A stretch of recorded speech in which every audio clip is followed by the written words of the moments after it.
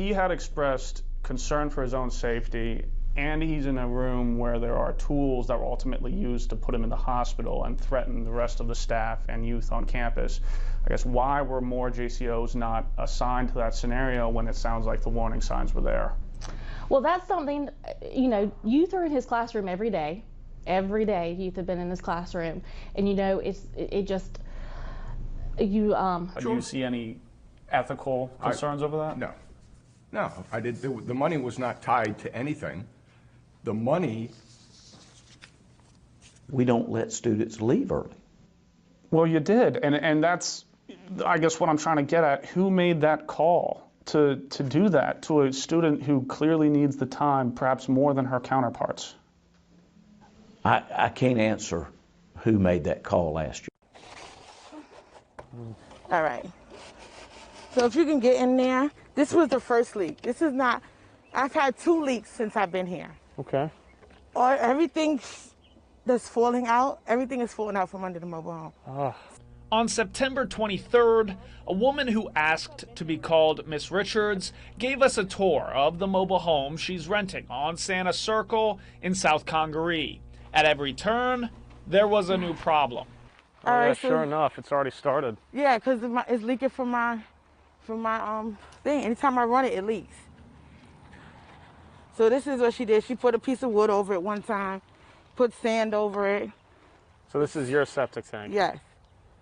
Oh my gosh. This is one of the big holes. As you see this, I had this stuffed in. Look, they got the roaches that come. Now this is the hole. They're coming from outside. Is that like rat poop? They chewed up the wood. The rats are chewing up the wood. She says the roaches and rats forced her to put in a playpen in her own living room. I had to stay up at night to make sure roaches wouldn't attack my kids. So they don't sleep in their room. My little ones sleep with me. And I'm just fed up. I'm tired. I'm living a nightmare. I'm fed up. I'm tired. One thing I think people might ask is why stay here? Right. If it's Well, in the beginning, my light bill, because she has electrical issues since I came in. So in the beginning, my light bill was about $1,700 a month. So it's hard for you to pay $700 a month of light bill and pay $700 a month of rent and try to save up to move. And the money that I spent daily, like $93 a day, just to keep the roaches down, to keep the rats out. You know, I rat spray. I mean, I'm spending too much just to keep them safe to even save up to leave. DHEC records show the agency first alerted landlord Naomi Halter about the wastewater leak back in November. After months of back and forth, the agency ordered her to fix it in May. However, yesterday, DHEC told us that Halter had met the requirements of that order. DHEC inspectors had gone to the site 3 times, once in June before our interview with Richards and twice thereafter, finding no wastewater leaks. Richards tells us that the leak continues as of Tuesday. The same week we talked with Richards, I took a short drive to Genesis Circle. Neighbors shared a similar story. We can't, some of us cannot afford to move just like that. Like I'm saying, I'm on a fixed income.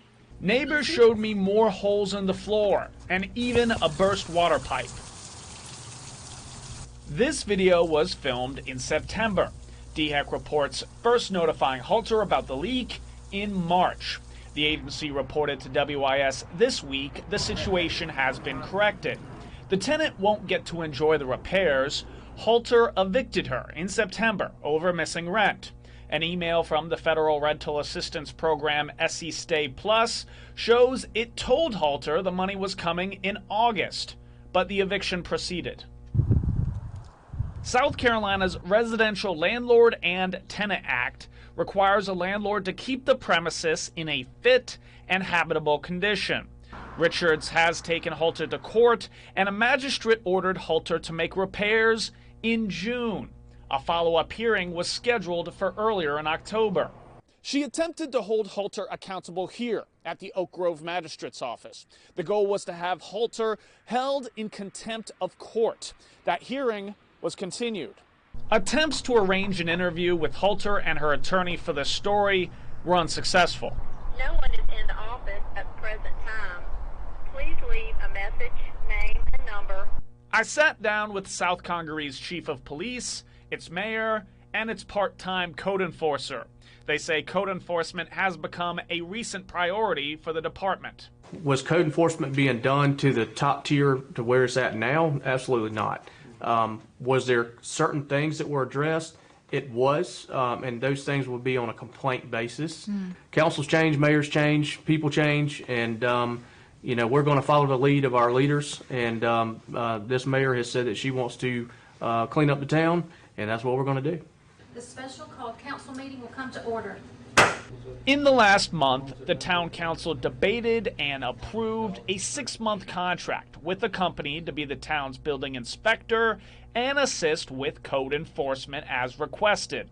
Town ordinances require an annual May inspection by a building official before a license permit is given, something that hadn't been happening while the town was looking to fill the position. Chief Josh Schumpert says his tools are limited because lease disputes are civil, not criminal matters. Some of this stuff is out of our hands, so to speak, and sometimes that's sad because they call us thinking we can fix it and we can't. We don't have authority in those courts to do anything. That's not to say the department is powerless. Sergeant Chad Walker has cited mobile home owners across the town for ordinances he can enforce, namely unoccupied buildings or using the homes as a storage facility. The ones that have come to court I think they understand now. I hope they understand because it's not going to stop. Municipal court found Halter guilty on 11 violations of the unoccupied building ordinance. Her business licenses were revoked, and an appeal hearing will be heard by Mayor Cindy Campbell and the rest of town council.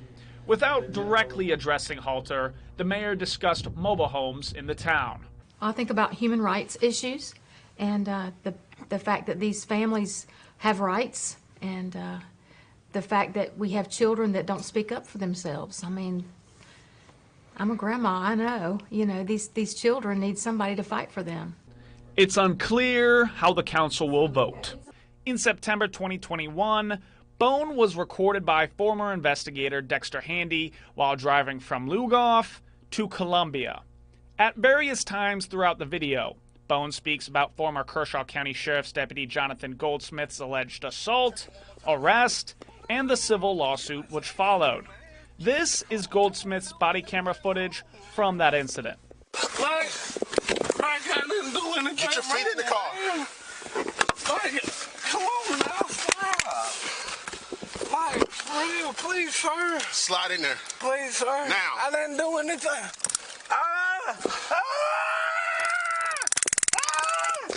Please, sir.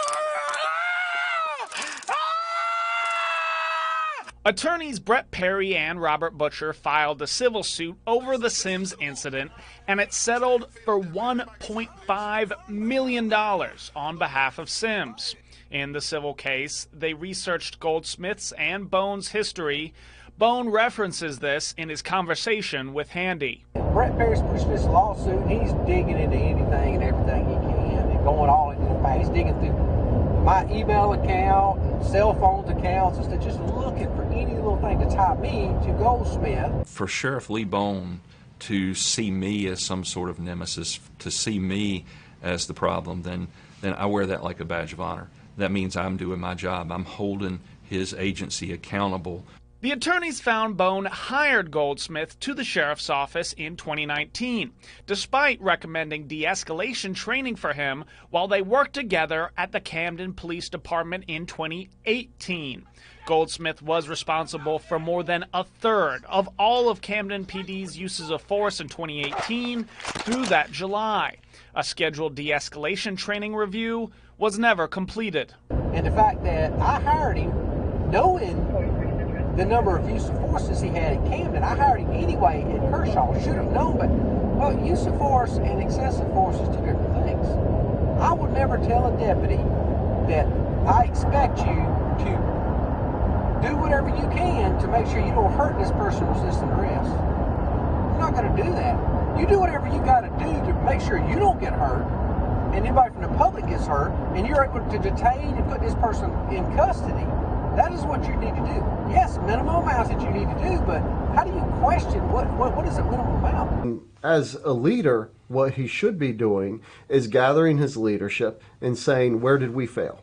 How do we change this? How do we protect ourselves? How do we protect the citizens of Kershaw County? What changes do we need to make? How do we change our culture? Bone did implement a disciplinary review board in the aftermath of the Goldsmith incident and has publicly admitted responsibility for making improvements. Is that why we started the disciplinary review board thing? Yeah, oh yeah, that was, it's like, okay, we're missing some parts here, and we learned a lesson. Yeah. We're not perfect. If the public if the public's looking for perfection out of us, we're going to always let them down. You know, we are nothing more than citizens with badges. We got to do better in our training. We got to make sure these guys understand what right and wrong is, and we got to keep going better and going into the future. Teaching the guys better. Perry has sued Bone and Goldsmith 3 times for violating the constitutional rights of plaintiffs.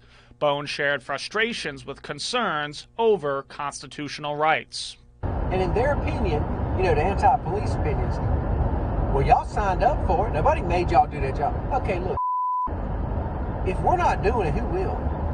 Do you not think we need some type of law and order around here? Do you always want to let things go? Well, y'all violated his constitutional rights. I get so tired of this constitutional rights garbage. Yes, Constitution is in place to protect people from government. Okay, nobody's violating your rights. Nobody's coming to your house taking you with guns, and nobody's forcing you to get a vaccination. Nobody's violating your rights. No government entity is trying to violate your rights. Bone also shared his thoughts on Goldsmith's actions. Goldsmith knocking that guy out, knocking his teeth out. Oh, I could have defended that. You don't know where a gun's at. The guy's up there breaking the law. All right, I'm just a tank. You're not under arrest or anything, all right? No. All charges against the suspect, Tony Sims, were dismissed. Bone described the event as 2 different incidents, before and after the suspect was handcuffed. Bone admitted to initially only watching the video to the point Sims was handcuffed. I'm saying. Oh. Hand. Give me your hand. No, give me your hand. No. Do you see it as 2 different events, or? I don't. No, it's police misconduct. Right. It's excessive force from the get-go. Right. You got to remember, he was just being detained. That does not, give the police the right to deliver 5 punches, including a knockout blow. Man, that's justified there. Yeah, it looks nasty, but look here, the public wants us to video what we're doing. The public's got to understand that there's evil in this world that they don't understand. Bone expressed frustration with the Fifth Circuit Solicitor's Office for not prosecuting Sims and dropping cases Goldsmith was involved in. It was just an excuse that they could do. He's just not a credible witness now, so we're going to dismiss him. Because of one incident where he overreacted makes him uncredible for any other opinions. That's just an excuse to get rid of everything. The Solicitor's Office declined to comment. Once the guy was handcuffed, man, everything after that was just wow. How do you can't justify that. That's a tough thing. I don't think Goldsmith meant anything evil out of it. He was just, his mind was set. He had to get that guy in that car. Bone did express sympathy for Goldsmith, but also said he was not using his training. Once they can take Goldsmith out as acting outside of the realm of the department and what he was trained to do, once that is established, and it will be established, I hate it for Goldsmith. Bone also referenced his posts on social media and public criticism he's received. I think the vast majority of people love us, but you got some people that are kind of on that fence there, and then they see stuff that just like, and that's all you're going to see is the bad stuff. Oh, yeah. The good stuff? Yeah. And that's why, some people are like, well, man, why do you always put stuff on Facebook? Because people need to know what we're doing. They need to know it in a positive way. They need our version of what we're doing, the true version. Because you got to constantly remind people. Sheriff Bone did not respond to multiple interview requests for this story.